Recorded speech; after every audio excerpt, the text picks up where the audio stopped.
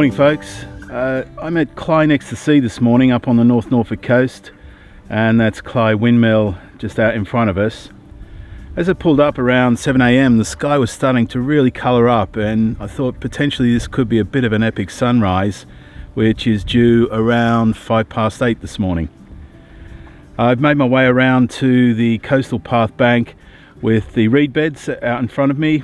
They're a bit dark there now, you won't see them perhaps in this clip, but I'll try to get that in balance against the brightening sky, and we'll see how these images turn out. For now, let's just enjoy the light show.